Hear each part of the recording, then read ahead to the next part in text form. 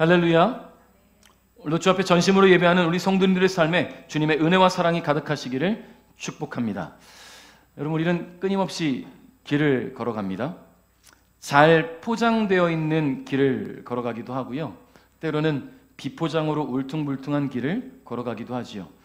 때로는 길을 가다 보면 갈림길이 나와서 어느 곳으로 가야 할지 선택이 필요할 때도 있고요, 때로는 막다른 길에 잘못 들어가서 되돌아가야 할 때도 있습니다. 길이라는 것이 그래요, 항상. 그럼에도 불구하고 우리는 끊임없이 길을 걸어가지요. 제가 지금 말씀드리는 이 길이라는 것은요, 집 밖을 나서면서 만나게 되는 공간으로서의 길을 말하기도 하지만 우리가 흔히 비유적으로 말하는 인생을 말하기도 해요. 여러분, 그래서 사람들은 흔히 인생길이라는 표현을 쓰곤 하지요. 어떤 인생길을 걸어왔는가? 어떤 인생길을 걸어갈 것인가? 모든 사람들은 자신이 추구하는 인생의 길을 스스로 선택하고 도전하며 살아가고 있다라는 말씀입니다. 여러분, 우리는 야곱이라는 사람의 인생을 보면서 참 험난한 길을 걸어왔구나라는 생각들을 하고 있어요. 그죠? 야곱의 인생을 살펴보니까 그렇더라고요. 야곱이 어떤 사람인가 보니까 굉장히 이기심과 욕심이 가득한 사람이었어요. 자신이 원하는 것은 무엇이든지 손에 넣어야만 하는 사람. 여러분, 장자의 축복을 얻기 위해서 아버지와 형을 속이고 집을 떠나는 길을 선택해야 했고요, 외삼촌 집이 있는 하란으로 도망가서는요, 그 가던 길에 베델이라는 곳에서 하나님을 만나 축복을 받기도 합니다. 자, 그는 외삼촌 집에서 20년의 세월이 흐르는 동안 많은 식구와 재물들을 얻게 되었는데, 다시 고향으로 돌아올 때 하나님께서 말씀하신 고향으로 돌아가지 않고 세상 길을 선택하여서 세겜에 정착하게 됩니다. 그렇게 무려 10년간 하나님과 멀어지게 돼요. 자, 하나님과 멀어진 야곱은 자신의 신앙이 무너지면 말도 할 것 없고 자녀들을 신앙으로 양육하지도 못하지요. 왜냐하면 내 신앙이 무너졌는데 누구를 어떻게 양육합니까? 그러다 보니 그로 인해 사랑하는 딸이 수치를 당하게 되고 사랑하는 아들들이 살인자와 강도가 되는 큰 고통의 시간을 겪게 됩니다. 자, 그런데 이유가 중요해요. 야곱은 자신이 가던 인생길이 잘못되었음을 깨닫고 회개합니다.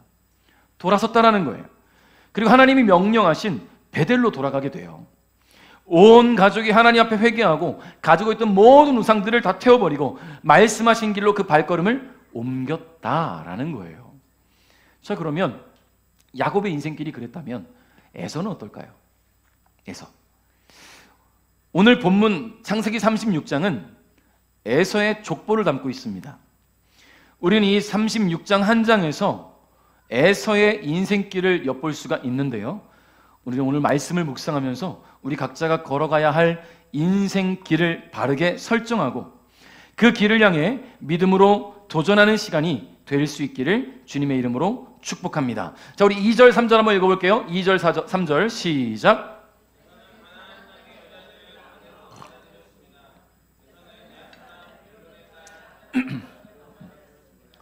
에서는 또 아나의 딸 오홀리바마도 아내로 맞아들였습니다. 아나는 히윗 사람 시브온의 아들입니다. 에서는 또 이스마엘의 딸이자 느바요의 누이인 바스맛도 아내로 맞아들였습니다. 아멘. 자, 에서는 인생 길, 그 길을 잘못 들어선 사람이다 라고 우린 볼 수 있어요. 여러분, 에서는 장자로 태어났어요. 당시 족장사회에서의 장자는 많은 것을 가질 수 있는 자리였습니다. 그러니까 장자가 되는 것이 얼마나 큰 축복인지 몰라요. 근데 장자라는 것이 내가 원한다고 장자가 될 수 있나요? 내가 엄마 뱃속에서 나의 형보다 빨리 태어나겠다 선택할 수 없어요. 이건 순리대로 가는 거란 말이에요. 그러니까 장자로 태어난다는 것 자체가 아주 큰 축복이에요. 에서는 장자였어요. 그런데 하나님은 에서가 아닌 야곱을 택했단 말이죠. 이미 엄마 뱃속에서 쌍둥이가 뱃속에 자리 잡았는데 이 뱃속에서 아무것도 모르는 뱃속에 있는 아기 때부터 에서를 선택하지 않고 야곱을 선택했다는 거예요. 그게 굉장히 충격적이고 안타깝긴 합니다. 그런데 그가 장자로 태어나면서 성장하면서 보여준 그의 인생길은 하나님께서 왜 에서를 선택하지 않으셨는지를 충분히 공감할 수가 있어요. 에서는 애초에 길을 잘못 들어섰단 말이죠. 그는 장자로 태어나지 말았어야 됐습니다. 몇 초 차이로 장자로 태어나 모든 것을 다 가진 자라는 특권 안에서 자기가 하고 싶은 대로 살았어요. 넘치는 에너지를 발산하느라 정신이 없었죠. 매일 나가서 들로 산으로 뛰어다니면서 사냥을 즐기던 상남자였습니다. 상남자 좋지요. 그런데 그렇게 매일매일 그가 걷고 뛰고 말하고 자신이 원하는 것을 하기 시작하면서부터는 집에 있지 않는 거예요. 아침에 나가서 저녁까지 사냥하고 다닙니다. 들로 산으로 뛰어다닙니다. 사람들을 만납니다. 어울립니다. 그러다 보니 하나님에 대해서 묵상하고 배우고 익힐 시간이 없는 거예요. 하나님이 어떤 분이신지 아버지를 통해 배우고 공급받아야 되는데 그런 양육의 시간이 없는 거예요. 그러니 애초에 길을 잘못 들어섰다라고 말할 수밖에 없겠지요. 심지어 그는 자신에게 주어진 장자의 명분을 소중히 여기지도 않았습니다. 팥죽 한 그릇에 장자의 명분을 팔아버렸으니 말이죠. 여러분, 에서가 40세에 결혼했단 말이에요. 근데 여기서 또 그가 길을 잘못 들어섰다는 것을 볼 수 있어요. 창세기 26장 34절부터 35절까지를 한번 읽어봅니다. 시작. 에서는 40살이 되어서 헷 여자 두 사람을 아내로 맞아들였습니다. 한 여자는 부에리의 딸 유디시였고 다른 여자는 엘론의 딸 바스맛이었습니다. 이 두 여자는 이삭과 리브가에게 큰 근심거리가 되었습니다. 아멘. 자, 40살이 돼서 두 사람이랑 결혼했단 말이에요. 근데 아까 우리가 36장 1절에 2절 3절에서 읽었을 때와 이름이 좀 달라요. 그죠? 그럼 4명의 아내를 얻었냐? 그게 아니라 그 당시에는 이름을 2개씩, 3개씩 활용하고 사용했다는 거예요. 그래서 동일 인물이지만 36장과 26장에서는 다르게 기록되었다라고 생각하시면 될 것 같아요. 근데 중요한 거는 이 두 아내는 햇사람, 가나안 여자란 말이에요. 가나안 여자. 35절에 뭐라고 말하냐면 이 두 여자는 이삭과 리브가에게 큰 근심거리가 되었다라고 말해요. 여러분, 하나님께서 친히 선택하여 부르신 아브라함과 그의 자손들은 하나님의 사람으로서 거룩하고 구별된 삶을 살아야 됩니다. 그런데 에서는 헷 여자 두 사람과 결혼을 했어요. 하나님을 알지 못하는 이방인인 가나안 여자들을 선택하고 결혼했다라는 거예요. 구별된 삶을 살지 못했다라는 거예요. 여러분, 이게 왜 문제가 되냐면 이방인들은 자신들만의 신을 숭배하고 있었단 말이에요. 그들의 문화 속에, 삶 속에 그대로 녹아 있어요. 그것이. 그러니까 거룩한 하나님의 자녀가 우상을 섬기는 이방인과 결혼하게 되면서 하나님이 선택하신 그 거룩함, 그 구별됨이 상실되어 갈 수 있다라는 이야기죠. 오죽하면 이 가나안 며느리들이 이삭과 리브가에게 큰 근심거리가 되었겠습니까? 신앙으로 잘 자리 잡아야 될 그 아들이 물론 그 스스로도 신앙으로 온전히 양육되지 못했는데 믿지 않는 아내들을 만나니까 더 자신들의 자기 원하는 삶을 살아갈 수밖에 없겠지요. 여러분, 에서는요, 야곱이 자신이 받아야 할 장자의 축복을 가로챈 뒤에 아버지로부터 들은 당부를 엿듣게 돼요. 야곱이 아버지로부터 듣게 된 당부, 그게 뭐냐면 이삭이 야곱에게 뭐라고 말하냐면 가나안 여자와 결혼하지 마라. 가나안 여자와 결혼하지 말아였어요. 하나님의 백성으로서 거룩을 잃지 않기를 바라는 마음에 그렇게 당부했다라는 거예요. 이 말을 듣고 나서야 에서는 아버지는 가나안 여자들을 싫어하는구나. 그리고는 할아버지 아브라함의 또 다른 아들이었던 이스마엘을 찾아가서 그의 딸과 결혼합니다. 그러니까 친척과 결혼하는 거예요. 하나님은 친족 중에서 결혼하기를 원하셨으니까, 정통성이 깨지지 않기를 원했으니까, 그 거룩함이 흩어지지 않기를 바라셨으니까 이스마엘의 딸을 택해서 결혼을 해요. 이미 2명의 아내가 있었지만 또다시 결혼을 했단 말이에요. 그 당시에는 2번째, 3번째, 4번째 아내를 얻는 것이 당시 문화였으니까 그렇다 치더라도 중요한 건 왜 이스마엘의 딸과 결혼했느냐? 하나님께서 그에게 거룩을 주시기 위해서, 내가 거룩하게 구별된 사람이 되기 위해서 결혼한 것이 아니라 부모님께 잘 보이기 위해서. 부모님께 잘 보이기 위해서 결혼했다는 말이에요. 이미 잘못 떨어선 길을 되돌아 나올 생각이 없어요. 자신의 인생길이 믿음으로 걸어온 길이 아님을 깨닫고 회개하고 주님의 은혜를 구하는 길을 택하지 않았어요. 그저 자신에게서 떠난 부모님의 마음이나 다시 얻어보자 라는 심정으로 셋째 부인을 얻었으니 오히려 그 신앙이 더욱 곤두박질 치게 된 것이지요. 차라리 마음으로 회개하고 정말로 하나님 기뻐하시는 삶을 살겠다고 도전하고 사랑하는 아내들, 가난한 여자들이었지만 그들이 회심시키고 정말로 하나님의 자녀들을 만들 수 있도록 이끌었다면, 신앙의 가장으로 이끌었다면 차라리 나았겠다. 근데 그저 부모님의 마음에 좀 들기 위해서 이스마엘의 딸과 결혼했다라는 거예요. 성도 여러분, 그리스도인의 인생길은 거룩하신 하나님 인도하심 가운데 걷는 길이어야 합니다. 혹 길을 잘못 들었었다면 회개하고 돌아 나와야지요. 여러분, 길을 가다가 막다른 길이면 돌아와야죠. 나는 개척자의 마음이 있으니까 톱으로 막 나무 잘라가면서 길 갈 게 아니에요. 위험해요. 언제 어떤 일을 만날지 어떻게 합니까? 길이 없다면 돌아 나와야죠. 그리고 바른 길로 다시 가야 합니다. 신앙의 길이 그래야 돼요. 인간적인 생각으로 해결 방안을 찾으려 하지 말고 곧장 돌아서는 게 중요합니다. 돌아설 때 주님은 그가 가야 할 길을 안내하신다는 거예요. 이게 신앙의 핵심입니다. 자, 우리 6절부터 8절 읽어봅니다. 6절로 8절 시작. 에서는 아내들과 아들들과 딸들과 자기 집에서 함께 살고 있는 모든 사람들과 가축들과 다른 짐승들과 가나안에서 얻은 모든 재산을 가지고 자기 동생 야곱에게서 멀리 떨어진 곳으로 이사했습니다. 에서의 재산과 야곱의 재산이 너무 많아져서 함께 살 수가 없게 되었습니다. 두 사람이 함께 살기에는 그 땅이 너무 좁았습니다. 그들에게는 가축들이 너무 많았습니다. 그래서 에서는 세일산에서 살았습니다. 에서는 에돔이라고도 부릅니다. 아멘. 자, 이 굉장히 중요한 부분이에요. 에서는 많은 재산이 있었어요. 여기서 우리는 좀 의문이 생기죠. 장자의 축복을 야곱에게 뺏겼는데 왜 재산이 많지? 모든 축복이 야곱에게 갔는데 에서는 지금 수많은 재산을 모았단 말이에요. 그는 많은 재산을 모아들이고 소유하고 부를 누리며 살았습니다. 그때 야곱과 그의 가족들도 에서와 함께 지내기 시작했어요. 같은 지역에서. 야곱은 하나님의 말씀대로 베들로 돌아갔다가 아버지 이삭이 지내던 헤브론으로 거주지를 옮기게 됩니다. 그리고 그곳에서 아버지의 임종을 지킨 뒤 장사 지내고 이제 에서와 함께 사랑하는 형과 함께 같은 지역에 살게 되는 거예요. 자, 그런데 야곱도 밧단 아람, 즉 외삼촌 라반이 살고 있는 하란에 머물 때에 많은 재산을 확보하게 됐단 말이에요.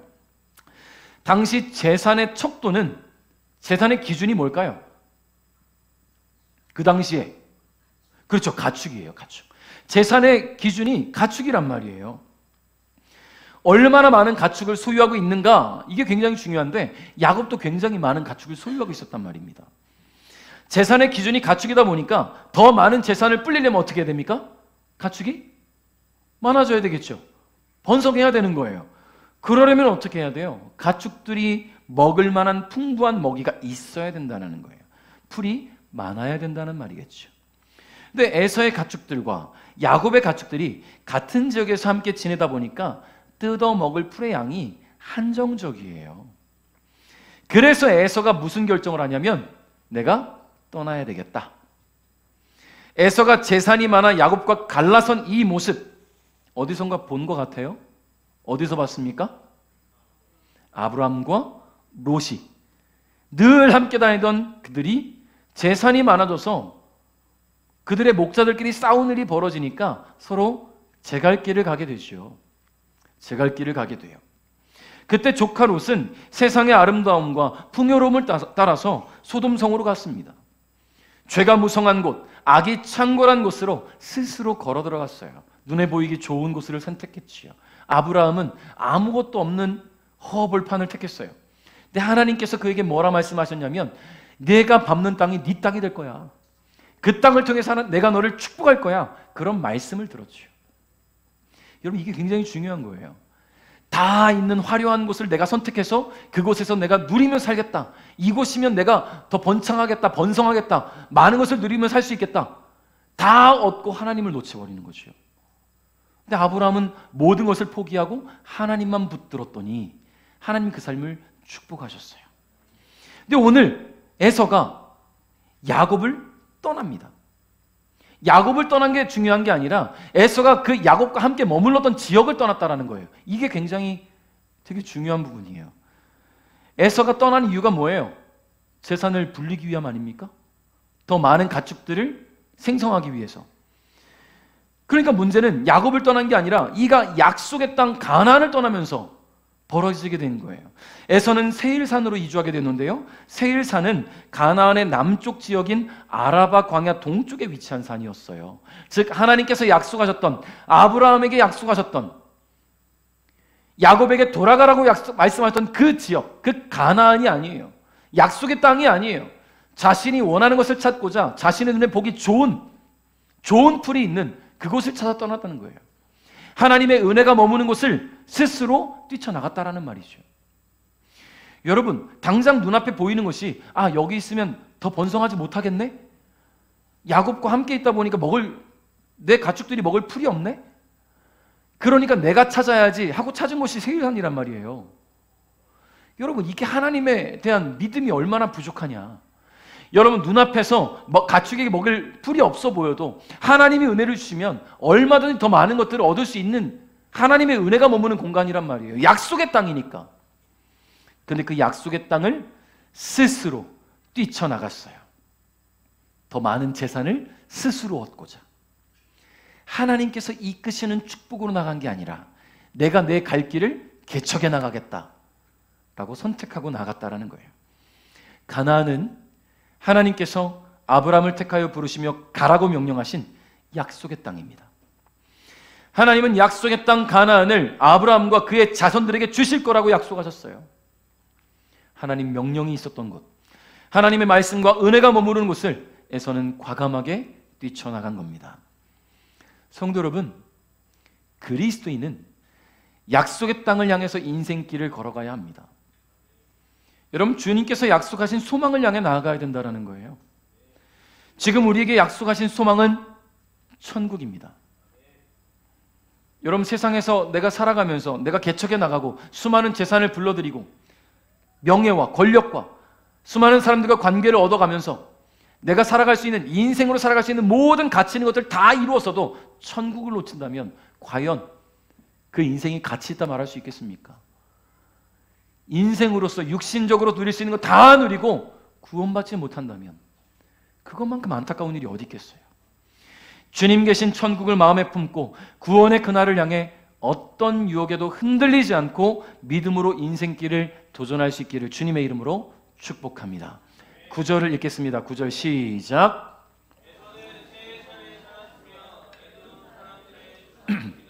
아멘.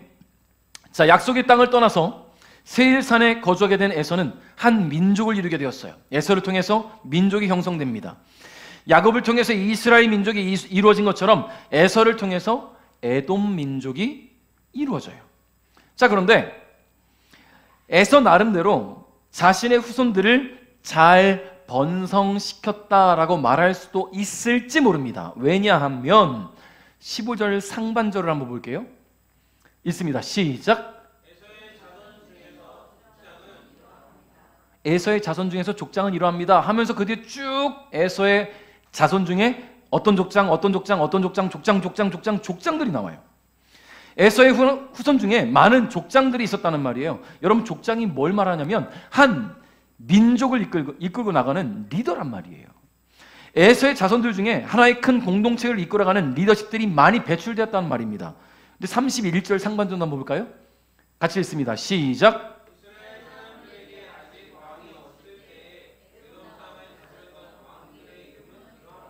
아멘. 자, 여기부터 또 에서의 후손들 중에 왕이 된 사람들의 이름이 쭉쭉쭉쭉 기록이 된단 말이에요.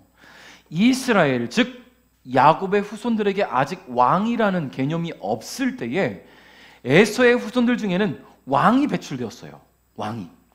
여러분, 왕이 배출되었다는 것은 그들이 나라를 세우고 그 나라를 다스리는 통치자가 되었다는 말입니다. 이스라엘은 언제 처음 왕이 생겼습니까? 사사시대를 지나고 나서 생겼어요.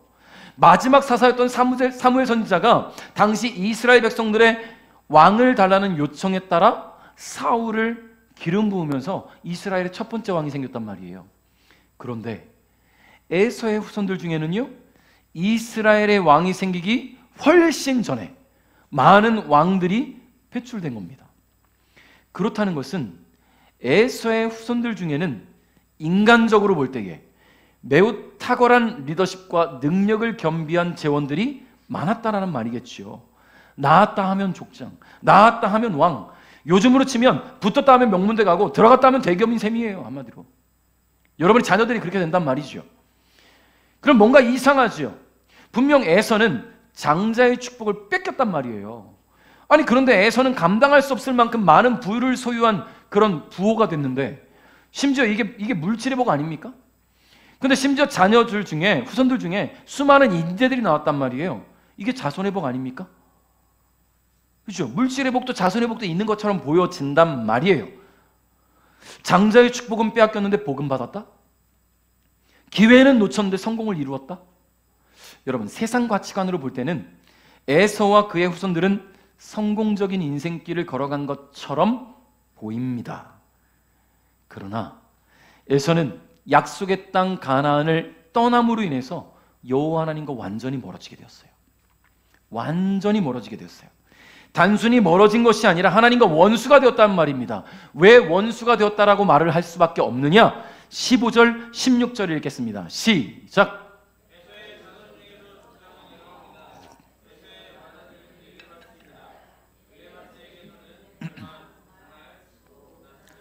고라, 가담, 아말렉과 같은 족장이 나왔습니다. 아멘. 여러분, 되게 반가운 이름이 등장하죠? 어떤 이름이 등장하죠? 아말렉이라는 이름이 등장하죠. 아말렉. 여러분, 어디서 들어본 이름이에요? 아말렉. 이스라엘 백성들이 출애굽할 때 홍해를 건너서 하나님 말씀하시는 가나안 땅으로 갈 때에 그 여정 가운데서 이스라엘에게 시비 걸었던 민족이 어디예요? 아말렉이에요. 아말렉. 자, 이 싸움의 승패가 모세의 손에 달려 있었어요. 모세가 언덕 위에 올라가서 손을 올리면 이스라엘이 막 승리하며 나갑니다. 근데 팔이 앞서 팔이 내려오면 아말렉이 막 치고 나왔어요. 그때 모세와 함께 있던 아론과 훌이 모세를 바위에 앉히고 그 팔을 들고 그 팔을 양쪽에서 잡았을 때에 모세 팔이 내려오지 않으니 이스라엘 민족들이 아말렉을 대파하고 승리하고 가나안 땅을 향해 진격할 수 있었단 말이에요. 여러분, 이스라엘을 괴롭혔던 민족이 바로 아말렉입니다. 여러분, 이 아말렉은 끊임없이 이스라엘을 괴롭히는 것을 사명으로 알았던 민족이에요. 이스라엘은 누구예요? 야곱의 후손들, 하나님이 선택하신 선민들, 하나님의 백성. 근데 이스라엘을 괴롭히는 민족이라면 하나님과 원수된 민족 아닙니까? 하나님이 택하신 백성 이스라엘의 평생의 숙적이 되었다는 것은 결국 하나님의 원수가 되었다라는 말입니다. 하나님과 원수된 에서의 후손, 즉 에돔 민족이죠. 이 에돔은요, 훗날 하나님께서 말씀하신 대로 이스라엘에 의해 제압당하고 편입돼요. 흔적조차 사라지게 돼요. 여러분, 하나님께서 무슨 말씀하셨습니까? 태중에 엄마 뱃속에 에서와 야곱이 있을 때 하나님 뭐라고 말씀하셨습니까? 큰 자가 작은 자를 섬길 것이다. 에서는 부도 있었어요. 물질의 복을 받은 것 같았어요. 그 자손들이 왕이 되고 족장이 된 일들이 벌어졌습니다. 뭔가 많은 축복이 있었던 것 같아요. 아니, 장자의 축복 아무것도 아니네. 내가 얼마든지 이룰 수 있는 것이었네. 생각해보니까 민족 자체가 사라지는 거예요. 하나님과 원수했는데. 여러분, 내 대해서 그런 문제가 벌어지지 않는다고 안심하지 마십시오. 내 사랑하는 자녀들이, 내 사랑하는 손주들이, 내 사랑하는 후손들이 하나님과 원수되어서 하나님께서 분열시키는 일들이 벌어질 수 있어요.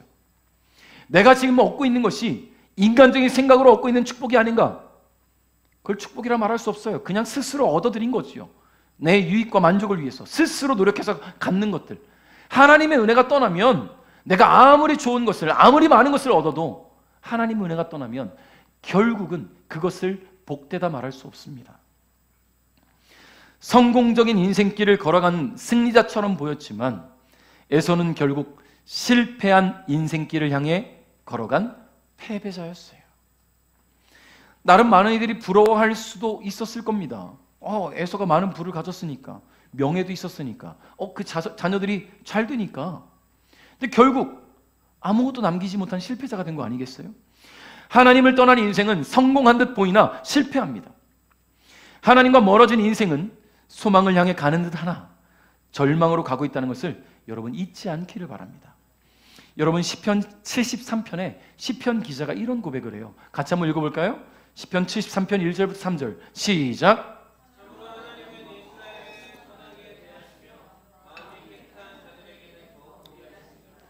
그러나 이제 나는 그 사실을 믿을 수 없게 되었습니다. 내 믿음을 다 잃어버린 것 같습니다. 왜냐하면 악한 사람들이 잘 사는 것을 보고 나는 그런 교만한 사람들에게 질투를 느꼈기 때문입니다. 아멘. 여러분, 이 시편 기자가 악한 사람들과 세상 가치를 추구하는 사람들의 성공과 형통을 보면서 현타가 온 거예요. 왜 하나님을 믿는 사람들이 잘 되지 않고 악인들이 잘 되지? 왜 하나님 모르는 사람들이 이렇게 번성하지? 왜 하나님의 은혜가 하나님의 자녀들에게 머물러야지 왜 저들에게만 보이지? 하나님에 대한 신학적인 혼란이 온 거예요. 하나님 정말 그런 분인가? 하나님의 자녀들이 잘 되고 성공하고 형통해야 되는데 하나님의 자녀들 보니까 늘 어려워요. 늘 힘들어요. 늘 고통 가운데 있어요. 근데 악인들은 오히려 잘 먹고 잘 사는 것 같아 보이죠? 도무지 이해가 안 되는 거예요. 하나님의 모순이 보이는 거지요. 이와 같은 한탄 속에 있던 시편 기자가 드디어 하나님의 뜻을 알아차리는데요. 17절부터 19절 말씀을 한번 읽어봅니다. 시작. 그러나 하나님의 성전으로 나아가서야 비로소 그들에게 무슨 일이 일어날지 깨닫게 되었습니다. 참으로 주께서는 그들을 미끄러지는 곳에 내버려 두시고 그들이 망하도록 하실 것입니다. 순식간에 그들이 망하게 되며 공포 가운데 그들이 모두 죽어 없어질 것입니다. 아멘. 모순처럼 보였던 악인들의 성공은 결국 실패로 돌아가게 된다는 것을 이 시편 기자가 깨닫게 되는데 언제 깨달았냐면 하나님의 성전에 들어가고 나서야. 그게 무슨 말이냐면 성령의 충만함을 받고 은혜 가운데 머물고 나서야 악인들에게 주어져 있는 그 창고란 뭔가 복된 것 같아 보이는 그 형통한 삶이 복이 아니구나 라는 것이 보여지는 거예요. 하나님의 은혜 가운데 들어갈 때. 여러분, 은혜가 없으면 어때요? 은혜가 떠난 사람, 기도하지 않고 성령 충만하지 않아서 은혜가 떠난 사람은요, 모든 것들이 하나님께서 나를 싫어하시나 라는 생각이 들 만큼 안 풀려요. 안 풀린단 말이에요. 믿지 않는 사람이 잘 사는 것 같아 보이고 악인들이 더 번성하는 것 같아 보여요. 근데 우리는 이 시편 기자의 고백을 통해서 깨닫게 되죠. 하나님께서 이끌어 가시는 의인의 결말과 악인의 결말은 분명하구나. 할렐루야. 할렐루야. 여러분, 의인입니까? 악인입니까? 여러분, 의인이라 자부할 수 있습니까? 할렐루야. 자신하십시오. 하나님께서 악한 나를 택하셔서 의롭다 말씀하셨어요. 여러분, 로마서에서 가르치는 것이 이신칭이에요. 믿음으로 말미암아 우리는 의롭다 칭함을 받았어요. 여러분, 예수님 믿으시지 않습니까?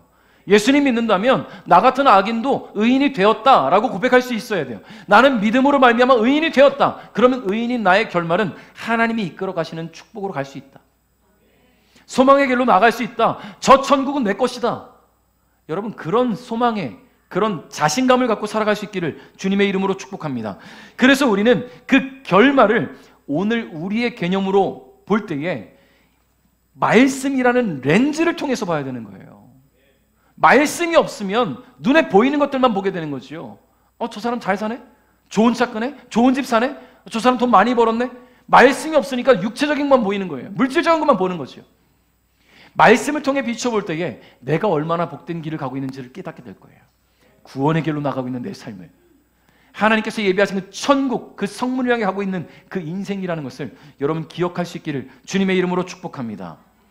세상에서 그 무엇과도 비교할 수 없는 가치 있는 인생길을 걸었다 해도 하나님과 멀어진 인생이라면 결국 그 결말은 뻔하다는 거예요. 사랑하는 성도 여러분, 하나님으로부터 멀어지지 않기를 바랍니다. 하나님과 더욱 가까워지시기 바랍니다. 조금씩 멀어지다 보면 결국 하나님과 단절돼요. 그때는 돌이킬 수 없어요. 그러므로 주님과 더욱 가까워지기 위해서 여러분 헌신하십시오. 노력하십시오. 예배를 더욱 회복하시기 바라요. 예배를 더욱 회복하세요. 주일만 예배가 아니잖아요. 여러분 목요 찬양회 때 나와서 기도하세요. 여러분 가정에서 열심히 기도하세요. 예배가 될 수 있기를 바랍니다. 직장에서 마음으로 기도하면서 하루를 주님께 맡기세요. 삶이 예배가 될 수 있기를 바랍니다. 그러므로 주님과 더욱 가까워지기 위해서 예배를 회복하시고 기도를 회복하시고 주님을 위해 더 자신을 드릴 수 있기를 주님의 이름으로 축복합니다. 말씀을 맺겠습니다. 존 버년의 철로 역정이라는 소설을 보면 크리스천의 영적인 여행길에 대해서 묘사하고 있어요. 이 소설의 주인공인 크리스천은요, 세상의 죄악과 멸망을 피하기 위해서 멸망의 도시를 뛰쳐나옵니다. 그리고 구원을 향한 여정을 떠나요. 근데 그의 목적지는 천국이었는데요, 그의 여정에는 수많은 위험과 시련이 도사리고 있었어요. 자기가 정말 똑똑한 사람인 척 그를 유혹하는 사람도 있고, 나태와 곤고한 그런 사람들이 나타나서 그를 유혹하기도 합니다. 수많은 어려움이 있어요. 때로는 강한 핍박으로, 때로는 달콤한 유혹으로 크리스천의 여정은 순탄치가 않아요. 그런데요, 크리스천은 모든 유혹과 시련을 극복하고 소망을 만나서 예수 그리스도가 계신 천국문 앞에 도착하게 됩니다. 여러분, 우리도 철로 역정의 여행길을 걸어가고 있는 순례자들이란 말이에요. 여러분, 순례자란 말 참 오랜만에 들어보죠? 성경에는 순례자란 말이 기록이 되어 있지 않아요. 나그네라는 표현을 씁니다. 인생길을 나그네 길이라고 표현합니다. 근데 우리는 순례길이라고 말하자고요. 왜냐하면 천국문을 향해 걸어가는 순례를 하고 있는 사람들이니까. 여러분, 영어로는 필그림이라고 하죠.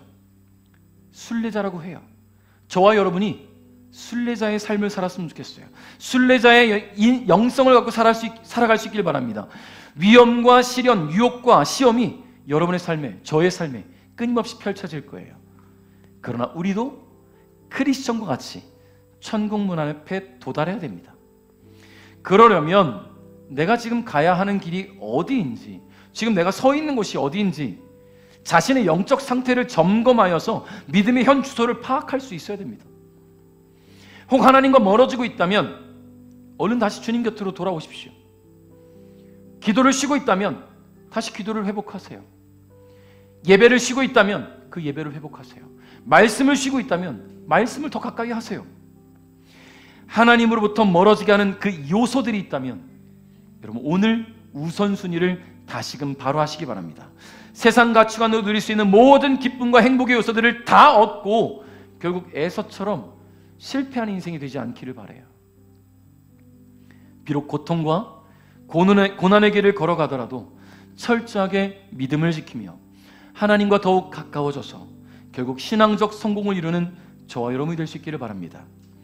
오늘 말씀을 기억하시면서 여러분이 가야 할 인생길의 내비게이션을 세상의 기준으로 설정하지 마시고요, 오직 말씀, 이 말씀을 내비게이션으로 삼아서 바른 목적지를 설정하고 매일 주님과 더욱 가까워져가는 우리 베들가족 여러분 될 수 있기를 주님의 이름으로 축복합니다.